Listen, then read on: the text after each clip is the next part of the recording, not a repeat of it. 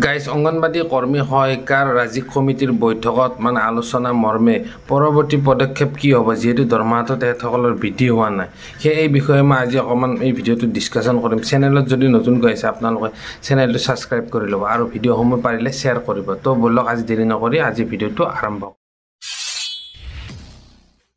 নমস্কাৰ গাইজ মই মোৰ ইউটিউব চেনেল নিউডিম ব্লগলৈ আপোনালোকক স্বাগতম জনাইছোঁ আশা কৰোঁ সকলো ভালে কুশলে আছে আজি গাইজ ইতিমধ্যে আপোনালোকে গমে পায় অসম ৰাজ্যিক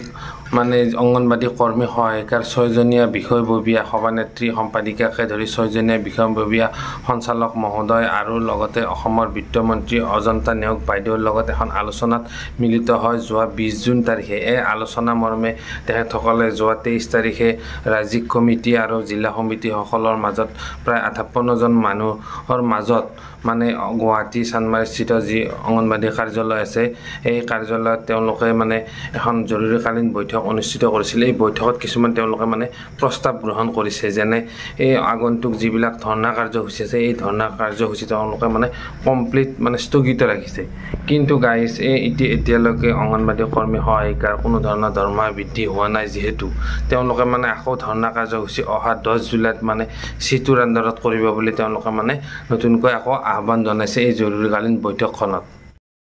এই 10 জুলাইত CITUৰ মানে দাবী দিৱস হিচাপে সকলো অসমৰ ৰাজ্যখনতে অঙ্গনবাদী কৰ্মী সহায়িকাই মানে তেওঁলোকৰ দাবী পূৰণৰ বাবে ধৰ্ণা কাৰ্যসূচী আন্দোলন কৰিব বুলি তেখেতসকলে জানিব দিছে আৰু এই আন্দোলন কাৰ্যসূচীত মানে সফলভাৱে ৰূপায়ণ কৰিবলৈ জিলা সমিতিসমূহলৈ মানে তেখেতসকলে আহ্বান জনাইছে সিটুৰ তৰফৰ পৰা অহা 10 জুলাইত মানে আন্দোলন কাৰ্যসূচী এদিনীয়া ভাৱে কৰা হ'ব মানে মাত্ৰ এটা দিনৰ বাবেহে কাৰ্যসূচী এই ধৰ্ণা কাৰ্যসূচীটো কৰা আৰু লগতে জনোৱা হৈছে যে এই কেন্দ্ৰসমূহত পোৱা যিখিনি অসুবিধা তাৰমানে মোবাইলকে আদি কৰি কেন্দ্ৰসমূহত মানে বিভিন্ন ধৰণৰ অসুবিধা আছে এই অসুবিধাসমূহ মানে লিখিত আকাৰে মানে জনাব দিছে আৰু অতি শীঘ্ৰে মানে জুলাই মাহৰ প্ৰথম সপ্তাহতে মানে সঞ্চালক মহোদয়ৰ লগত মানে আলোচনাত মিলিত হ'ব বুলি এই ৰাজ্যিক কমিটিয়ে মানে জানিব দিছে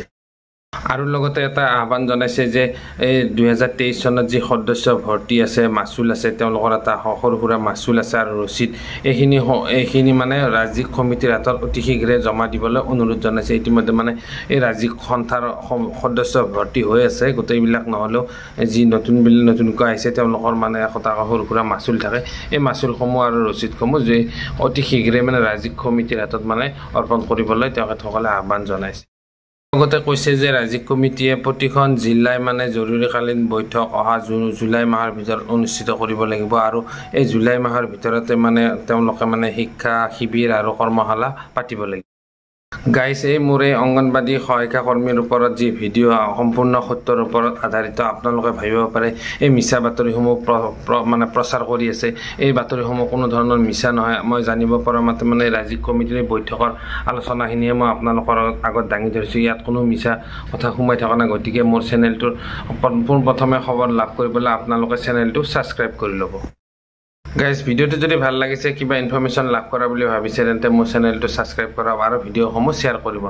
তেতিয়ালৈকে চাই থাকিব নিউডিম ব্লগ আজিলৈ ভিডিঅ'টো মই ইমানতে সমাপ্ত কৰিছোঁ গতিকে আজিলৈ বাই